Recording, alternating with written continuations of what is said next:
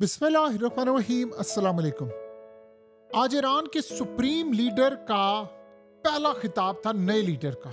और पहले खिताब में उन्होंने अपनी फौज, एयरफोर्स और इन सब का ऑर्डर जारी कर दिया कि जितने अमेरिका के फौजी अड्डे हैं वो सब के सब उड़ा दो और कोई बचना नहीं चाहिए। और आप देखिए कि उसके बाद की सूरत हाल क्या हुई है कि पहले ही ऑर्डर के बाद ये जो मिसाइल आपकी स्क्रीन पर आ रहे हैं, ईरान ने ये दे मारे हैं।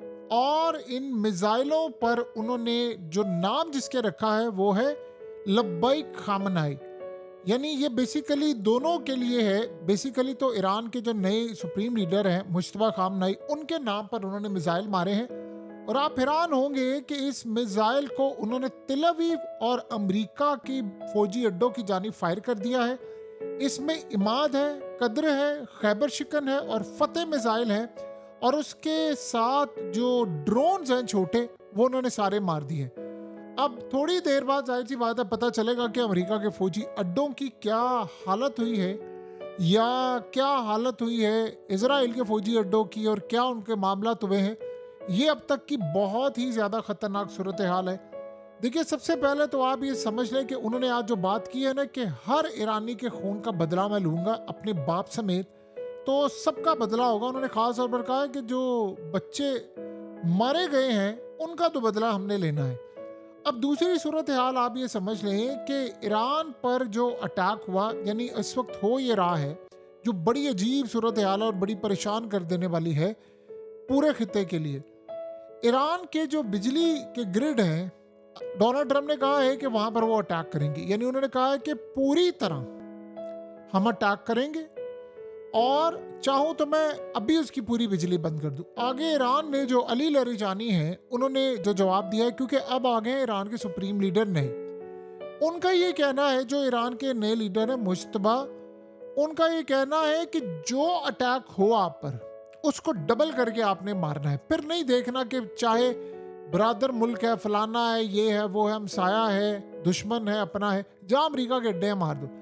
अब उन्होंने कहा है, अली लरिजानी ने, उन्होंने कहा है कि अगर ईरान के बिजली नेटवर्क को नुकसान पहुंचा तो आधे घंटे के अंदर अंदर पूरे का पूरा खित्ता अंधेरे में डुबो देंगे। यानी सबके बिजली घर तबाह कर देंगे। जहां कभी जिंदगी में बिजली नहीं गई वहां सब की सब बिजली चली जाएगी।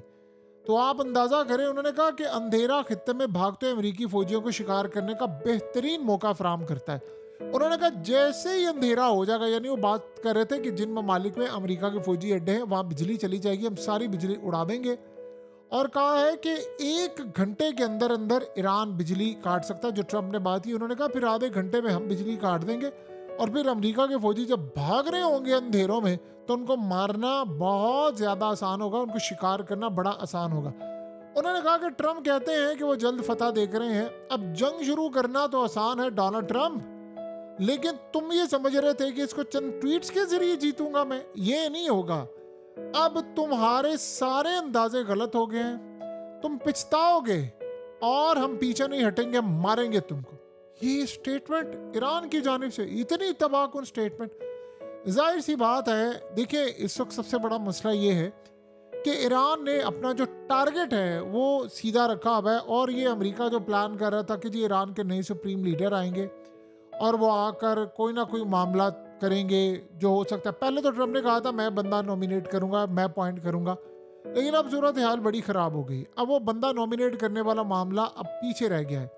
देखिए इस वक्त क्या मामला हुआ है कि अब ईरान ने इनको पकड़ लिया है गले से। अब ये सारे हैं अपसेट और परेशान।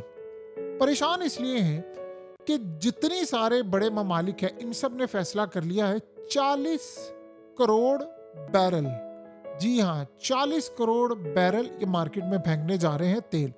और ये सारे वो हैं जो रिजर्व में जिन्होंने अपना तेल रखा हुआ है।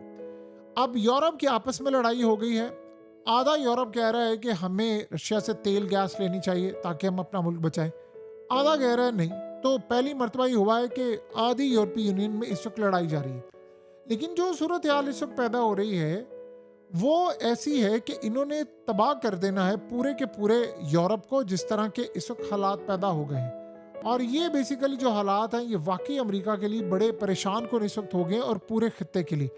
अब अटैक होंगे और अटैक होंगे बड़े खतरनाक। अब ये जो तेल सारा इमरजेंसी रिजर्व के अंदर इन्होंने रखा हुआ था, ये रिलीज कर रहे हैं ताकि तेल की कीमतें मैनेज हो सकें। लेकिन कितनी देर तक आप ये करेंगे? आप ज़्यादा देर तक नहीं कर सकते। ये सोच रहे हैं कि चलो हम 10-12 दिन तक इसको किसी ना किसी तरह मैनेज कर लें, तो 10-12 दिन के बाद क्या होगा? ईरान तो ये जंग रोकता हुआ नजर नहीं आ रहा। और देखिए, रही बात कि आप नए सुप्रीम लीडर को आप टारगेट कर लें, तो उससे टारगेट करने के बाद भी आपको कोई फायदा नहीं होगा।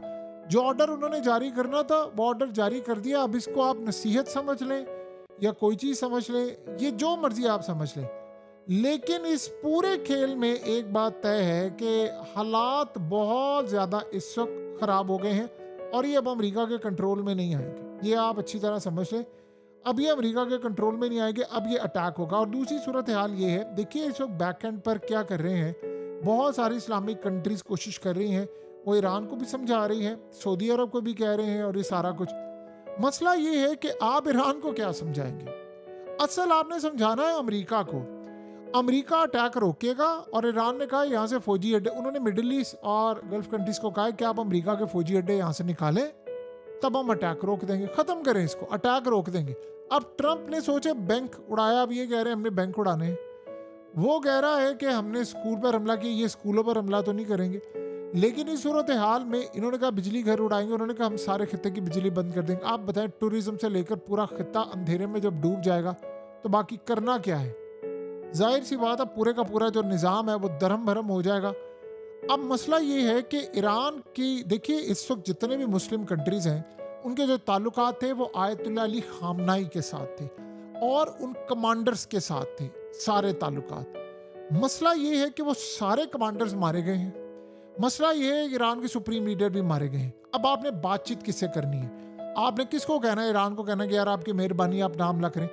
ईरान में प्रेसिडेंट को कहेंगे, प्रेसिडेंट की कोई औकात ही नहीं है। ईरान में फॉरेन मिनिस्टर को कहेंगे, उनके हाथ में कुछ है नहीं। प्रेसिडेंट ने तो बयान दिया था और देखिए इस्टेब्लिशमेंट ने कहा और बाद में बयान इनको वापस लेना पड़ा। और अब आयतुल्ला जो नया है उन्होंने तो कह दिया गल्फ कंट्रीज को कि अगर आप चाहते हैं आपसे कोई लड़ाई नहीं, आप अमेरिका को निकाल दें, हमारी लड़ाई आपके खत्ते पर अटैक करने की ख़त्म हो जाएगी।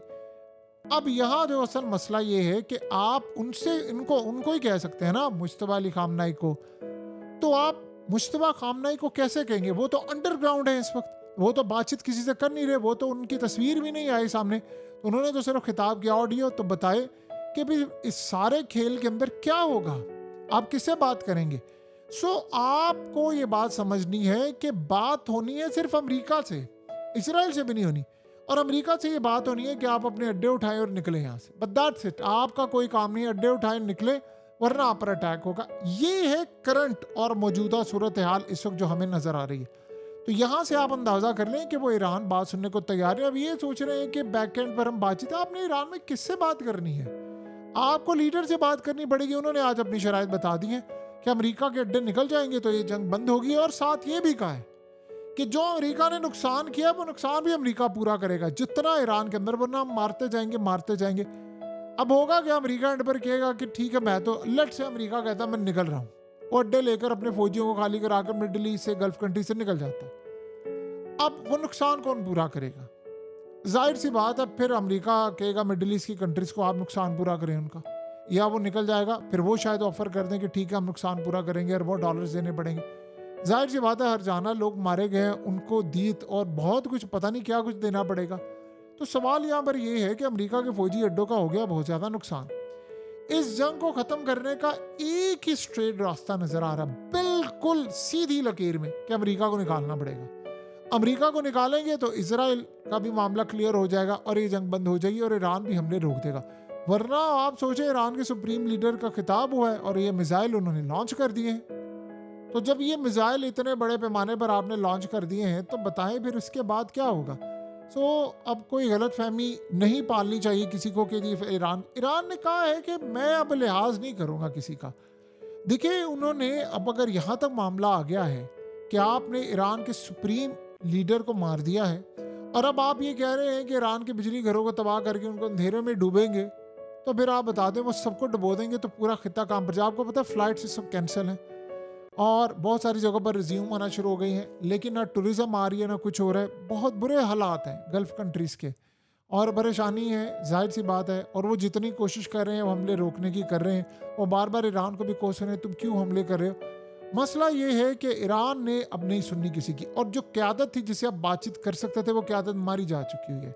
ये दोनों पॉइंट ज़हन में जब तक हम नहीं रखेंगे तब तक ये मसले हल नहीं होंगे और ये लड़ाई अंत तक रहनी है। तो हमें अब ये समझना है कि एटलीस्ट अमेरिका को यहाँ से निकालना पड़ेगा और ही सूरत हाल बेहतर होगी। ये ईरान कहता है, ईरान के मुताबिक अमेरिका जाएगा तो हम कोई ना कोई बेहतरी की सूरत हाल इस वक्त पूरे रीजन के अंदर पैदा कर सकेंगे।